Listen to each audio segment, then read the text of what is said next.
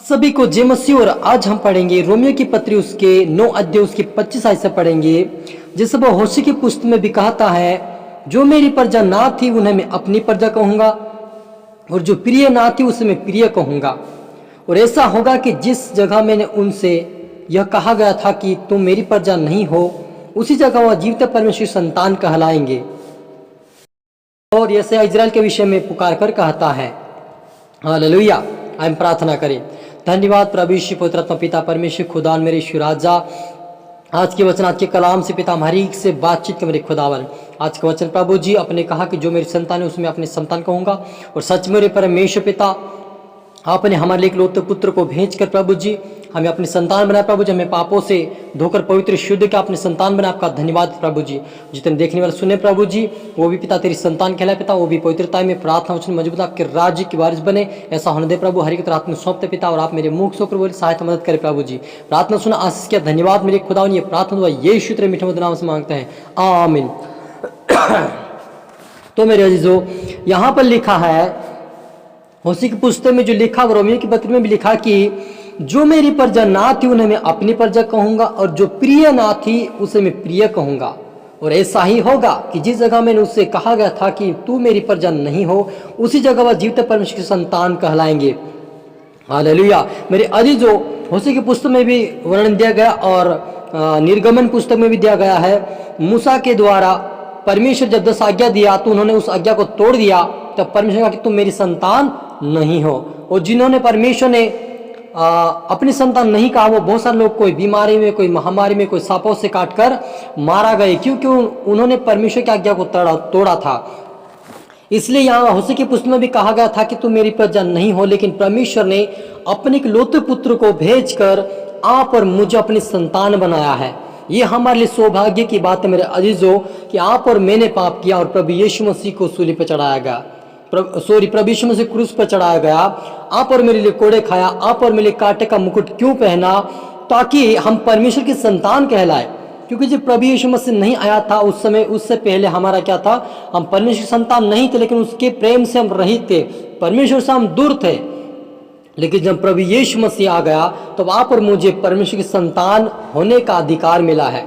तो उस अधिकार को हमें पकड़े रहना है, उसको नहीं छोड़ना है, क्योंकि ये अधिकार हमें एक सौभाग्य की बात से मिला है, एक परमेश्वर का अनुग्रह से हमें मिला है। तो उस अनुग्रह का हमें नहीं जाने देना है, क्योंकि ऐसा मौका हमें बार बार नहीं मिल सकता। क्योंकि परमेश्वर, आप और मुझे बनाने वाला परमेश्वर हमारी मदद और सहायता करता है ताकि हम और भी आत्मिकता में बढ़े। क्योंकि उन्होंने कहा मैं तुम्हारे लिए एक सहायक भेजूंगा, अथवा सत्य का आत्मा आएगा, तुम्हें सत्य की बातें सिखाएगा और तुम्हारी सहायता मदद करेगा। यानी पवित्र आत्मा प्रभु यीशु मसीह ने परमेश्वर पिता नाम इसलिए दे कि हमारी सहायता मदद करे और परमेश्वर की संतान बनकर हम हमेशा के लिए रहे, जब तक तब तक परमेश्वर की संतान बन के और स्वर्गीय राज्य के भी वारिस बन सके।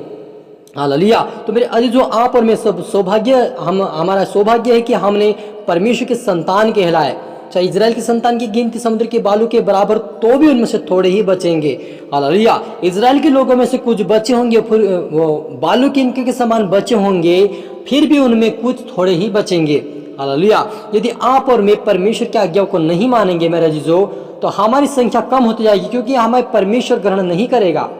हालेलुया। जो कोई परमेश्वर की आज्ञा को उल्लंघन करता है उसे परमेश्वर ग्रहण नहीं करता है, लेकिन जो उसकी इच्छा के अनुसार चलता है, उसके वचन पर चलता है, परमेश्वर की इच्छा को पूरी करता है, उसे परमेश्वर अपने संतान होने का अधिकार देता है। हालेलुया। क्योंकि प्रभु अपना वचन पृथ्वी पर पूरा करके धार्मिकता को शीघ्र ही उसे सिद्ध करेगा।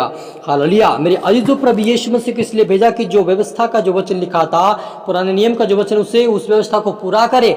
यीशु मसीह ने भी कहा कि मैं इसलिए आया कि जगत में व्यवस्था को लोप नहीं, लेकिन उसको पूरा करने के लिए आया। यानी जो पुराने नियम जो लिखा था उस वचन को पूरा करने के लिए परमेश्वर आया था। जी, परमेश्वर ने जो अब्राहम से जो वायदे कि मैं तेरे वंश को बालू की इनको के समान बढ़ाऊंगा, तारागणों के समान बढ़ाऊंगा, उस वायदे को परमेश्वर पूरा करने के लिए अपने इकलौते पुत्र को भेजा था कि उसके द्वारा हम उद्धार पाकर उसके राज्य के वारिस बने। हालेलुया। और जो जैसे यशायाह ने पहले भी कहा था कि ये यदि सेनाओं का परमेश्वर हमारे लिए कुछ वंश ना छोड़ता तो हम सदोम के समान हो जाते और अमोरा के सदृश ठहरते। हालेलुया। मेरे अजीजों, परमेश्वर ने अनुग्रह परमेश्वर का हुआ कि वो दाऊद के संतान से कुछ धर्मी लोग बचे गए थे, यहूदी लोग, उनके द्वारा हमारा जो वंश आज प्रभु यीशु मसीह जन्म लेकर हमें बचाया और धार्मिकता में हम गिने जाते हैं। उनके द्वारा हमें एक अच्छा जीवन मिला है। यदि प्रभु यीशु मसीह उनके दाऊद के वंश से जन्म नहीं लेता और हमारे बीच में नहीं होता तो शायद आज हमारा जीवन या हमारा जो राज्य, हमारे देश सदोम अमोरा के समान एक विनाश हो जाता, वहाँ पर आग बरस कर नष्ट हो जाता। लेकिन यहाँ पर मुझे परमेश्वर का अनुग्रह हुआ है, उसकी आत्मा, उसका सामर्थ्य, उसका वचन मिला है कि उसके अनुसार चले। तो यदि हम चल रहे तो हम नष्ट नहीं हो सकते मेरा जीजो, क्योंकि परमेश्वर का अनुग्रह हमारे ऊपर बना हुआ है। अतः हम क्या कहें कि अन्य जातियों ने जो धार्मिकता की खोज नहीं करते, धार्मिकता प्राप्ति के अर्थात धार्मिकता जो विश्वास है, परंतु इजरायली जो धर्म की व्यवस्था की खोज करते उस व्यवस्था तक नहीं पहुँचे। किस लिए? इसलिए कि वे विश्वास से नहीं परंतु मानव कर्मों और उसकी खोज करते थे। हालेलुया। मेरे अजीजों, इजरायली लोग कुछ ऐसे थे कि परमेश्वर को अपने कर्म के द्वारा ढूंढ रहे थे, लेकिन उसको परमेश्वर की इच्छाओं के अनुसार नहीं चल रहे थे, व्यवस्था के अनुसार वो ढूंढ रहे थे। उन्होंने क्या व्यवस्था को तोड़ फोड़ करके भी वो परमेश्वर की खोज करते कि हमें कुछ परमेश्वर हमें अपने संतान बनाएगा, परमेश्वर हमें अपना कहेगा, वो विश्वास साथ आगे बढ़ रहे थे। लेकिन उन्होंने क्या कर्मों के साथ वो गए, लेकिन उन्होंने परमेश्वर के सामने अपने अंगीकार नहीं किया, अपना उद्धारकर्ता नहीं माना, इसलिए वो धार्मिक नहीं गिना गए। हालेलुया। और वे ठोकर के कारण बन गए, पत्थर पर ठोकर खाई, जैसे लिखा है, देखो मैं सियोन में एक ठेस लगने का पत्थर और ठोकर खाने की चट्टान रखता हूँ, और जो उस पर विश्वास करेगा वह लज्जितना होगा।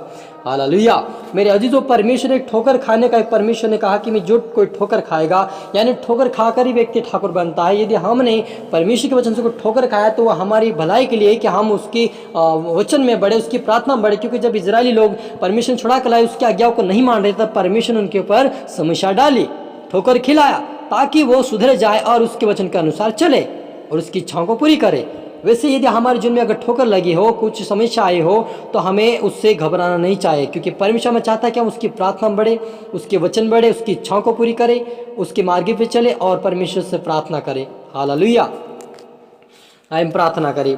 धन्यवाद पिता परमेश्वर खुदा मेरे ईश्वर राजा, आज की वचन, आज के कलाम से पिता हमारे से बातचीत कर मेरे खुदा। सच मेरे पिता, आप हमें ठोकर इसलिए खिलाते ताकि हम ठोकर खाकर ठाकुर बने और अच्छी मजबूती बन जाए पिता, हमारे अंदर कोई कमी घटी ना रहे मेरे पिता परमेश्वर। और जितने देखने वाले, सुनने वाले प्रभु जी आज के वचन से आशीषित होने पाए मेरे पिता, आज की प्रार्थना से वह आशीषित होने पाए, कोई भी वंचित ना रहे मेरे परमेश्वर पिता। हर व्यक्ति प्रभु तेरे राज्य की वारिस बने, हर व्यक्ति तेरे पिता परमेश्वर मार्ग पे चले, हर व्यक्ति तेरी इच्छाओं को ऊपर चलने पाए। ऐसा होने दे मेरे पिता, हर एक को मन को, हर एक को दिलों को पिता मजबूती का दृढ़ कर मेरे खुदावन, क्योंकि जिंदा जलाली आसमानी खुदा आप मेरे पिता, आप राजाओं के राजा, प्रभु का प्रभु आप मेरे पिता, हमें संभालने वाला, सिखाने वाला आप प्रभु जी, और आपका आत्मा है पिता। हर एक जो देख रहे सुन रहे उनको सिखाए, समय आपके राज्य के वारिस बनाए होने दे मेरे परमेश्वर पिता। हर एक के पिता अनुग्रह बना रहे साथ प्रभु जी, सबको रात में सौंपते हैं। प्रार्थना सुना, आशीष किया, धन्यवाद मेरे खुदा। ये प्रार्थना दुआ यीशु तेरे मीठे नाम से मांगते हैं, आमीन।